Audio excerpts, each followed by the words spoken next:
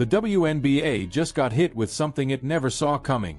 And it didn't come from a rival league, a ratings drop, or a scandal inside the locker room. It came from Taylor Swift. Yes, the world's biggest pop star just entered the basketball conversation, and the ripple effect was instant. One simple appearance, one night in Kansas City, has shaken the entire WNBA to its core. Because when Caitlin Clark was spotted sitting beside Taylor Swift at a Kansas City Chiefs game, the league's entire narrative exploded. It was supposed to be just another NFL night. Bright lights, cameras flashing, celebrities filling the stands. Taylor Swift was there to support Travis Kelce, her superstar boyfriend. But when Caitlin Clark showed up next to her, smiling, laughing, chatting like they were lifelong friends, everything changed. That single image of two cultural icons, one the biggest name in music, the other the face of women's basketball, instantly dominated the internet. Within minutes, hashtags like #SwiftClark and #Taylor and Caitlin were trending across platforms. Sports pages, entertainment blogs, and mainstream news outlets couldn't get enough. Clips of Clark and Swift laughing together spread like wildfire, racking up millions of views before the first quarter was even over. It was the kind of viral moment every sports league dreams of. But for the WNBA, it was a nightmare. Because suddenly, the story wasn't about the playoffs. It wasn't about activism, expansion, or league parity. It was about one player. One player who'd somehow become bigger than the league itself. Inside WNBA headquarters, Commissioner Cathy Engelbert, who'd spent months carefully managing the league's image, was reportedly caught off guard. For the past year, she'd preached team unity, balance, and equal spotlight. But in one night, that illusion was shattered. The moment Caitlin Clark sat beside Taylor Swift, she became untouchable, the one thing the WNBA couldn't control. And that terrified them. You see, Engelbert's entire leadership has been built around maintaining order, ensuring no single player becomes bigger than the brand. But Caitlin Clark has never followed those rules. She doesn't need to. Her impact goes beyond basketball. The NFL embraces its stars. The NBA celebrates them. But the WNBA? It spent the better part of a season trying to contain Caitlin Clark's fame, and this moment proved just how impossible that's become. The memes came fast. One viral tweet summed it up perfectly. The NFL celebrates Taylor. The WNBA hides Caitlin. That line hit a nerve. Not because it was cruel, but because it felt true. While Taylor Swift's fanbase, the Swifties, flooded social media celebrating Clark, the WNBA stayed silent.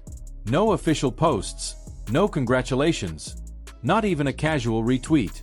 The biggest viral crossover in women's sports history, ignored.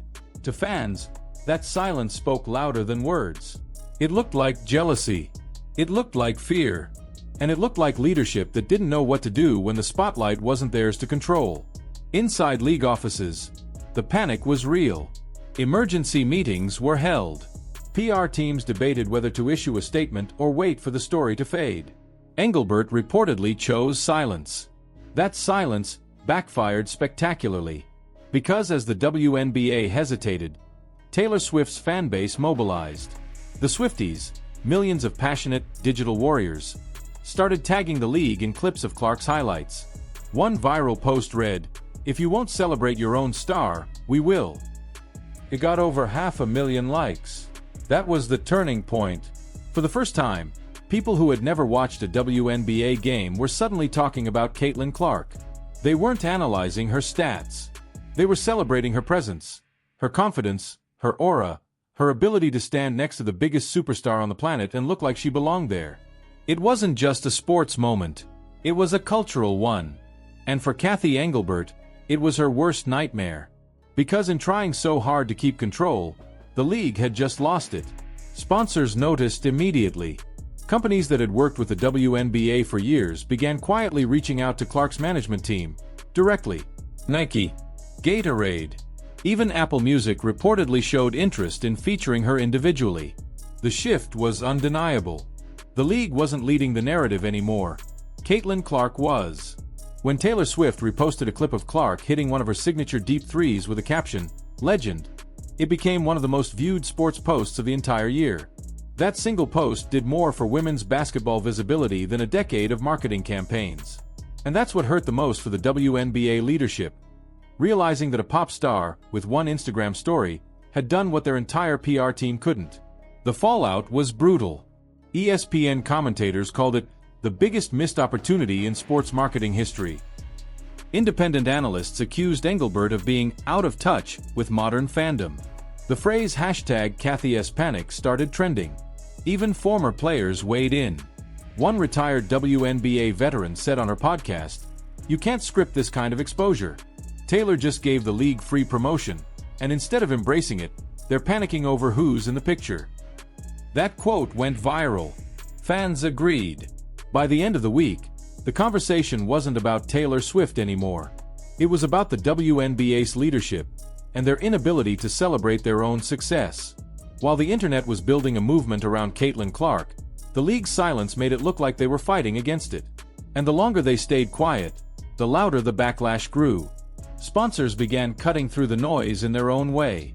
Some launched new ads featuring Clark, no WNBA logo in sight. Others restructured their marketing deals entirely, funneling resources toward her personal brand instead of the league's. In just days, Caitlin Clark had become her own franchise, a standalone empire inside a system trying desperately to contain her. And everyone could feel the shift. Sports analysts compared it to the early NBA era, when players like Magic Johnson and Michael Jordan transformed basketball by becoming bigger than the league itself. Caitlin Clark was doing the same thing, only faster, and with a digital reach that stretched across generations. From Kansas City to London, from ESPN to TMZ, people who had never watched a minute of women's basketball suddenly knew her name. It wasn't because the WNBA told them to care. It was because the world decided to. Caitlin Clark's presence beside Taylor Swift became a symbol of influence, of authenticity, of a player who didn't need the league to define her. She defined it. Meanwhile, Cathy Engelbert's silence became her downfall. Her cautious, corporate approach to fame made her look small in comparison to the tidal wave of energy surrounding Clark. Every missed statement, every ignored opportunity,